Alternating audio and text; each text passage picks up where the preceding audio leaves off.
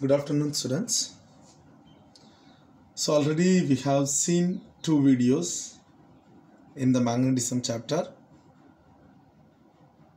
There we have discussed about the force experienced by a charged particle in the electric field as well as in the magnetic field. The magnetic force we have learnt that is nothing but Lorentz force.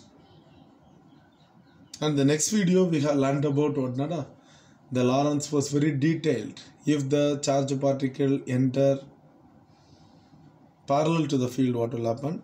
It never experience a force and the particle will move in a straight line. Then perpendicular to the field, then the force will be maximum and the trajectory of the particle is a circle. And the third, we have learned that in oblique angle, if it is entered with some angle with the magnetic field, then the path is the helical path. Okay, so there are three cases. Either the particle can move parallel to the field, or in the circular motion, or it can make a helical path. Okay, so now we are going to study about an important device which is used to accelerate the charge. That means it is the main application of the Lorentz force. That is nothing but cyclotron. Okay, so it's a device which is used to accelerate. Before that, before entering to the cyclotron, we must know a simple topic that we can call it as velocity selector. Okay, so what is meant by velocity selector? So velocity selector means nothing but a crossed electric and magnetic field. Let us assume that this is the north pole, this is the south pole. Okay, so the magnetic field will be acting towards this direction, and here we are going to take a plate. This is the parallel plate. Here we have the positive charge and here we have the negative. So the electric field will be acting here. So the two fields are perpendicular to each other. That field only we can call it as cross field. Now I am going to send a charged particle towards this direction. Okay, so the charged particle allowed to move perpendicular to the electric and magnetic field.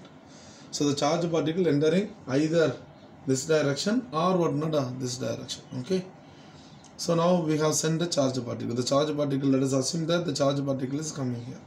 So in this case, the charged particle will experience two forces. One is electric force. Assume that electric force, we know that F is equal to EQ. And another one is the magnetic force Fm, that is equal to BQV sin theta. Here theta is 90 degree. So that will be equal to BQ. Take this as equation 1 and this as equation 2. Now you know that the electric field will accelerate the charge and the magnetic field will change the direction. Now assume that the particle is coming without deviation. Without deviation means what? The effect of electric field is cancelled by the effect of magnetic field. That means the magnitude of the electric force and the magnitude of the magnetic force are equal if the particle is undeviated. That is very important. So I can write here Fe, the magnitude of Fe will be equal to magnitude of the Lorentz force. Okay, so that I can write as EQ is equal to BQV. So here the Q and that Q get cancelled and the remaining one is not a V. V is equal to E by B. So the velocity of the particle can be obtained. It's a very important formula. V is equal to E by B. By using that formula, if there are so many particles are coming, let us assume that there are so many particles with the different velocities are coming. If you want to select a particular velocity, for example, I need to select V is equal to 5 meter per second. Only I need to find out the particle with the velocity V is equal to 5 meter per second. Okay, then I will fix the electric field as 10 Newton by Coulomb and the magnetic field as 2 Tesla. So both get cancelled and I will be getting 5 meter per second. That means the particle, if there are infinite number of particles are going to coming out, okay, there the 5 meter by second alone will come in the straight direction. Okay, and if the velocity is less than 5 meter by second, it may move in the left direction. If it is greater than 5 meter by second, that may move in the right direction. Only the particle with a velocity 5 meter by second alone will come straight. That is the reason this arrangement is called as velocity selector. So now you understood the meaning of the word velocity selector. Velocity selector means it makes us to find out a particular particle in the given direction. That is the reason we can call it as this is not a velocity selector, and the value we got it, that is nothing but 5 meter by second. Here in this case, for example, it's a 5 meter by second, and the formula is V is equal to E by B. Got it, Nada? So the velocity selector has an important application which is used to select a particular velocity. Okay, now let us enter into the device. It's under cyclotron. Okay,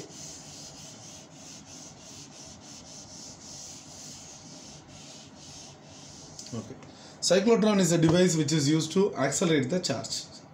Here again, here we are going to use what, not a cross field. One is electric field and another one is magnetic field. The electric field will accelerate the charge particle and the magnetic field will change the direction. That is the principle of the cyclotron. Okay, the electric field will accelerate the charge particle and the magnetic field will what not change the direction of the charge particle. Okay, so the construction, if you see here, two hollow chambers and looks like a letter D. Two hollow chambers, so inside nothing will be there, and it looks like a letter D. It's similar to another. If you cut a tennis ball at the center and if you take, it's look like 2 Ds, like that. Okay, inside nothing will be there. Okay, two hollow chambers. Okay, and it's a look like a letter D, so we can call it as Ds.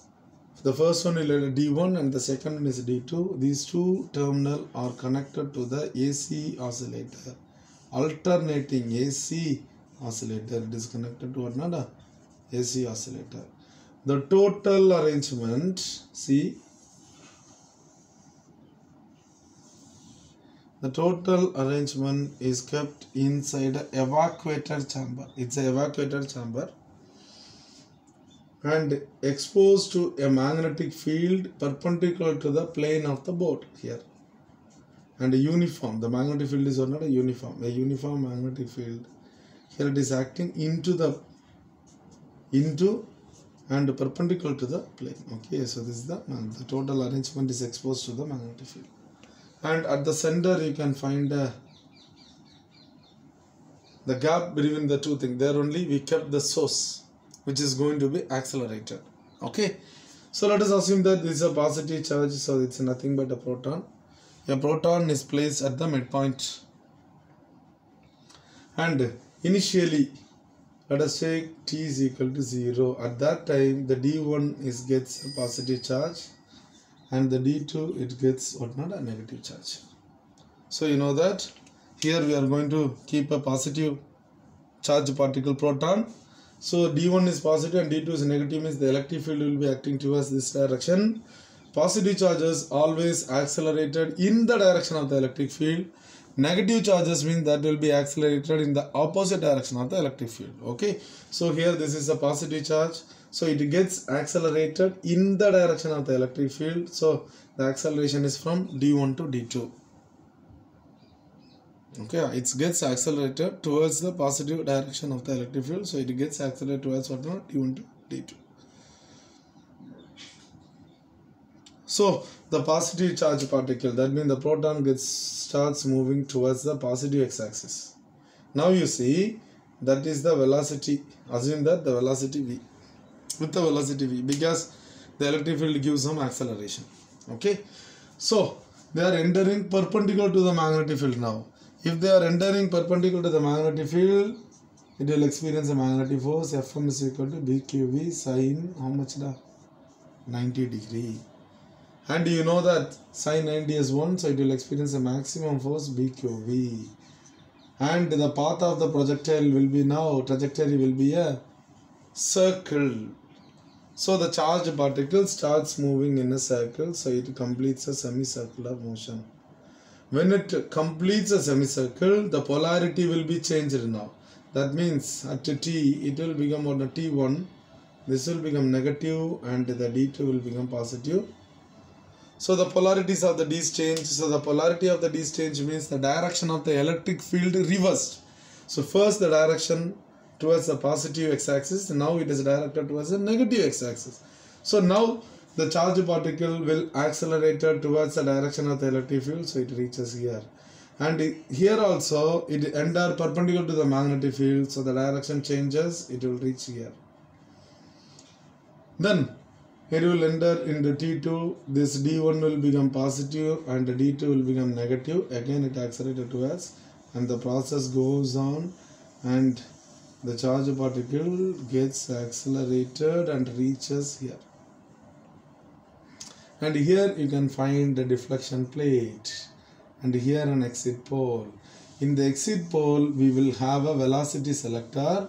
The velocity selector allow only the particle with the particular velocity we need, the output velocity, okay, that particle will allow to come out of the velocity selector and reaches the target. Here we have the target. That may be the radioactive material which is going to be disintegrated in the nuclear reactor. Okay, so now it is allowed to fall on the target and the nuclear disintegration starts. So this is the working of what nada, the given cyclotron. So here the velocity, they don't think that it's very simple like what nada a tennis ball, but if you see the size of the D, we cannot able to imagine. It is almost what nada 3 to 4 or 5 floors height it will be. Okay, because you know that the velocity directly proportional to the radius. If the radius increases, we can able to get what a large velocity. Stun, you might have heard about stun. There the radius, that means the laboratory they have constructed under the earth, okay, and the radius will be almost some kilometers, okay. That tube, the accelerating tube will be passes through another 3 or 4 countries it seems. Okay, there are so many scientists were working. That time only they found the God's particle, and the scientist he got Nobel Prize for the God's particle. That also types of another cyclotron. Okay, accelerator, charge accelerating the particle or charge accelerator. We can call it as what a charge accelerator. Cyclotron is one of the type of what not a charge accelerator. Okay, now let us move on to the theory for the charge accelerator. Here it will experience 2 forces. One is the centripetal force and another one is the magnetic force Fm. Centripetal force, we know the formula that mv square by r, and the magnetic force is what not a bqv. So v and this get cancelled, so you will be getting r is equal to mv divided by bq. That means r directly proportional to the velocity. Okay, the second we can move on to another, the time period. Time period small t, let me find out the time period for the half semicircle.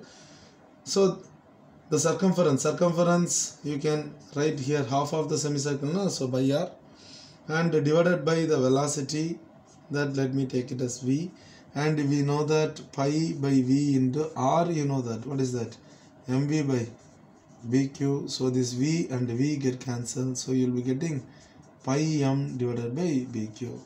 That is for the time period for the half of the circle. For complete time period you can take it as t is equal to 2 times of t, that will be equal to 2 pi m divided by bq. See here the time period is independent of the velocity. You can find the time period, what is the formula, 2 pi m by bq. So the time period is independent to the velocity and the time period is independent to the radius. That means For one complete circle, the time period is constant, that never be changed. Okay, so t is equal to 2t, that is nothing but 2 pi bq. So the time period is independent to the velocity and independent to the radius. That means if it is a small circle, it will take 1 second. Big circle also, it will take 1 second. Then automatically what will happen? The speed will increase. That is the important principle of what not the cyclotron. Okay, so if we got time period, then we can go for the frequency. So frequency will be equal to 1 by time period. So that will be equal to bq divided by 2 pi m. That is the frequency. So we got the time period, and the next we got what not the frequency. Frequency nu is equal to bq divided by 2 pi m. Sure. So now next let us move on to, we got the time period and we got the frequency. Now we are moving on to the energy. Here it will experience kinetic energy. Kinetic energy, the formula will be half mv square. So half m into, you know that v square, from this formula v is equal to bqr by m. V is equal to not a bqr by m. So you will be getting b square q square r square divided by m square. So this m and m get cancelled. So remaining will be b square q square r square divided by 2m. That is the formula